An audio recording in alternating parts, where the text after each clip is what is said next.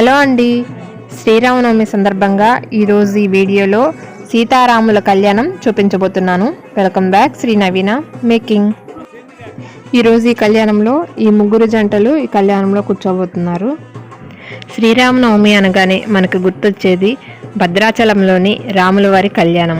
అలాగా భద్రాద్రి రాముల వారి కళ్యాణం చూడలేకపోయినా ప్రతి ఊరిలో కూడా రామాలయం ఉంటుంది. అక్కడే శ్రీరాముల వారికి కళ్యాణం జరిపిస్తారు.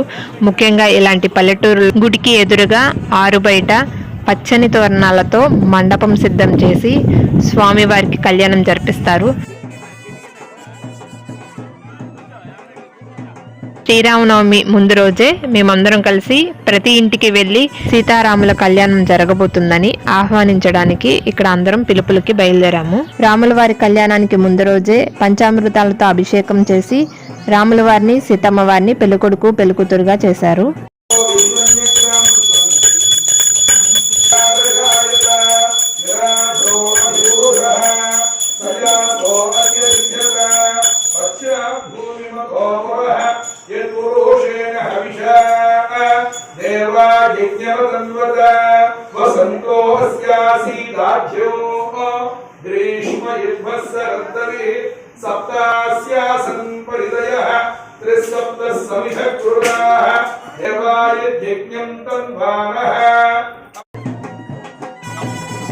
ఇక్కడ మేము స్వామివారి కళ్యాణానికి ముందు రోజు రాత్రి కంకణాలు తయారు చేస్తున్నాము. ఈ కంకణాల కోసము 3 రకాల దారాలని తీసుకుని ఒక ముడి వేసి అన్నీ కలిపి కూడా మరుసటి రోజు కళ్యాణానికి పూజ దగ్గర ఉంచి వాటిని పూజ చేసిన తర్వాత అందరికీ పంచిపెడతారు. ఈ కంకణాలను కళ్యాణం జరిగేటప్పుడు కనుక మనం కట్టుకోవాలనుకుంటే ఆడవారు అయితే ఎడమ చేతికి, మగవారు అయితే కుడి చేతికి కట్టుకోవాలి.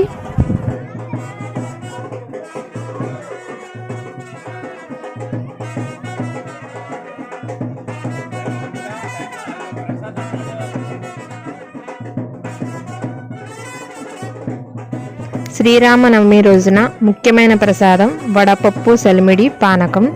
బెల్లం పానకం చేయడానికని ముందు రోజు నైటే బెల్లాన్ని చితక్కొడుతున్నారు. మా ఊర్లో ఇలాగా నల్ల బెల్లమే దొరుకుతుంది. ఈ నల్ల బెల్లంతోనే పానకం తయారు చేస్తారు.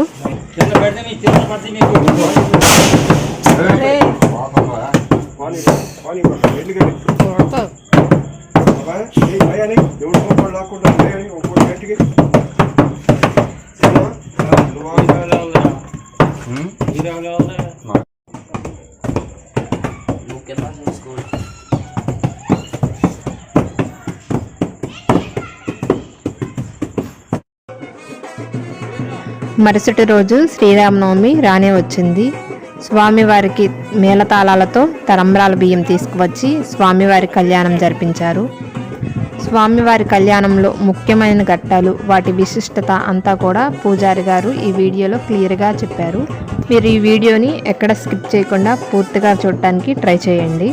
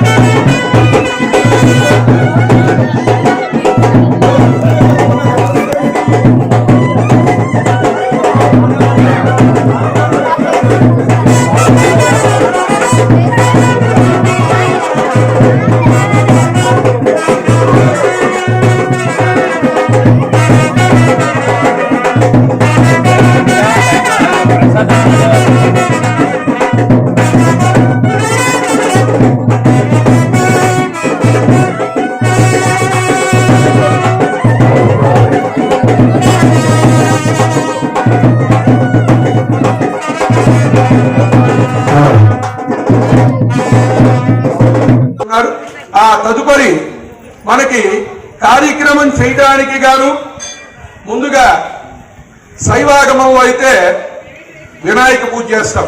వైష్ణవాగమంలో సోత్రవతీచయ సహిత విశ్వక్సేన స్వామి వారు సేనానాయకుడిగా ఉంటాడు. అటువంటి విశ్వక్సేన స్వామి వారిని సర్వ కార్య ఆటంకాలు కూడా తొలగించాలి అని చెప్పేసి ముందుగా విశ్వక్సేనం ధ్యాత్వ అని చెప్పేసి ఆ యొక్క వరసిద్ధి వినాయకుడిని ఏ విధంగా ఆరాధన చేస్తామో అలాగే విశ్వక్సేన ఆరాధన చేసుకున్నాం.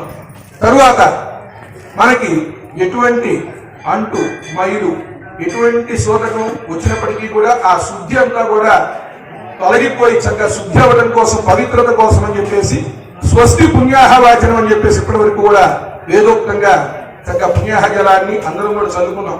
మీరే కాదు, మేము కూడా అందరం శుద్ధి అయిపోతాం ఆ యొక్క మంత్రజలం కూడా. ఆ విధంగా శుద్ధి అయిన తర్వాత కళ్యాణానికి చక్కగా గ్రామంలో ఉన్నటువంటి భక్తులందరూ ఎలా అయితే వచ్చారో అలాగనే స్వామివారి కళ్యాణం చేస్తున్నాం. రండి అని చెప్పేసి సూర్యాది నవగ్రహాలని బ్రహ్మాది అష్టదిక్పాలకుని అయ్యా మీరు కూడా వేయించేయండి, రండి కూర్చోండి అని చెప్పేసి వాళ్ళకు కూడా అర్ఘ్య పాద్య ఆచమనాది సత్కారాలన్నీ కూడా మనమే ఏర్పాటు చేసి చక్కగా వాళ్ళని కూడా ఇక్కడ కూర్చోబెడుతున్నాం అనమాట. చక్కగా వాళ్ళందరినీ కూడా రమ్మని చెప్పేసి ఇక్కడ ఏంటంటే ముందుగా వాణి సహితంగా బ్రహ్మదేవుని, అలాగే లక్ష్మీ సహితంగా విష్ణుమూర్తిని, గౌరీ సహితంగా కూడా శంకరుని కూడా ఆవాహన చేసి ఆ తదుపరి తజ్మ ఉన్నటువంటి దిక్పాలకుల్ని ఆదిత్యాది నవగ్రహాన్ని కూడా ఆరాధన చేసుకోవాలి. దక్ష యజ్ఞంలో అలాగే శివుడిని కలవకుండా ఆ యొక్క దక్షుడు కార్యక్రమాన్ని ప్రారంభం చేశాడు. దిక్పాలకులు లేకుండా మనం ఏ కార్యక్రమం చేయడం కుదరదు.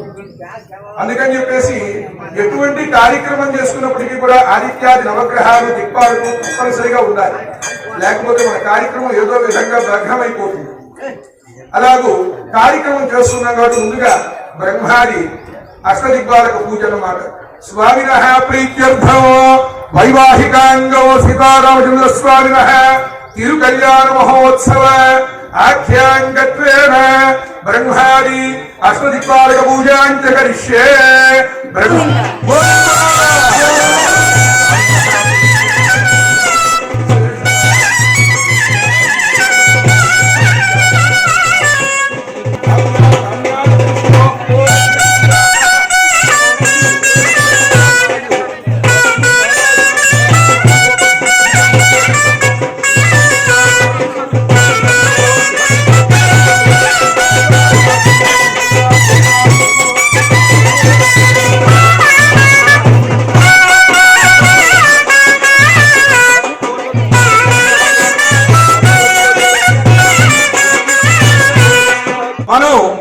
నవగ్రహ ఆరాధన చేసుకున్నాం.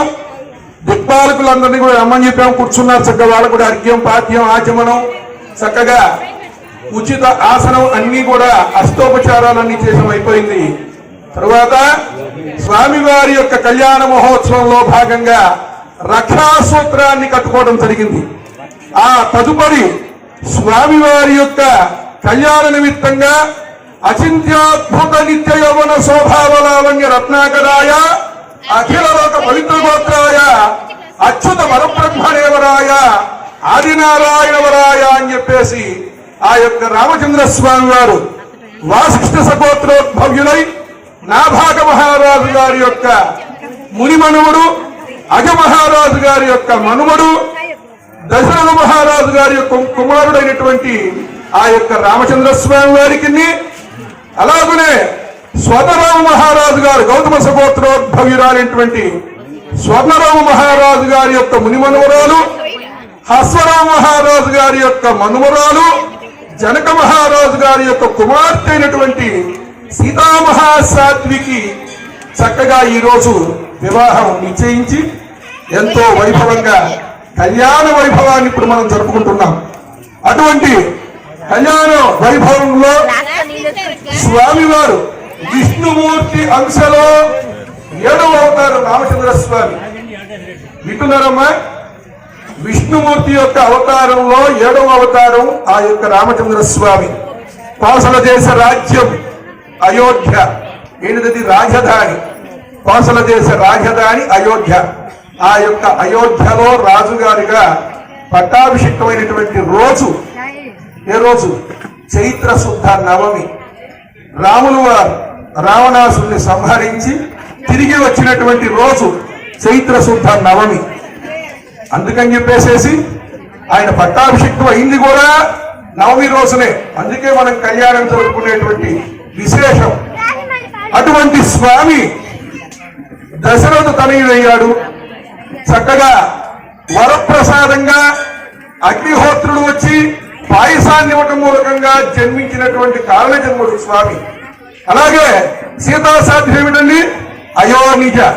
పొలము దున్నుతుంటే తండ్రి గారు ఆ యొక్క పొలం దున్నేటప్పుడు జనక మహారాజు గారికి నాగలి గట్టుకి తగిలినటువంటి అమ్మవారు, చక్కగా బంగారు పెట్టిలో దొరికిన అమ్మవారు లక్ష్మీ స్వరూపిణి అనేటువంటి ఆ యొక్క సీతాసాధ్విని, ఆ యొక్క అయోనిజ అయినటువంటి ఆ యొక్క సీతామాయి తల్లిని ఈ రోజు స్వామివారికి మహావైభవంగా వివాహం చేస్తున్నాం. దాని నిమిత్తంగా పెద్దవాళ్ళు వచ్చారు. సంబంధం కుదుర్చుకొని చక్కగా అటు ఇటు గోత్రనామాలు తెలుసుకున్నారు. అయ్యా తాంబూలం తీసుకొని రామరెడ్డికి ఉన్నాను, ఈ దంపతులకి ఇవ్వు పంతులు గారు.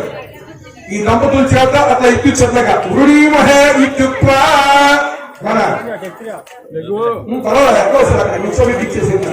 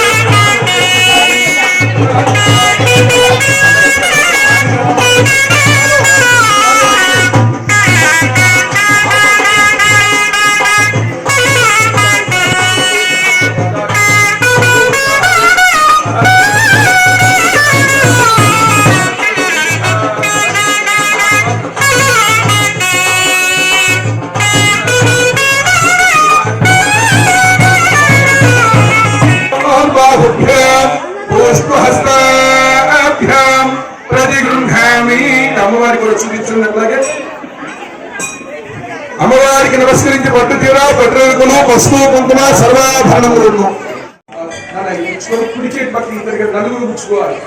అలా నలుగురు చేసి రామరెడ్డి కుడి పక్కన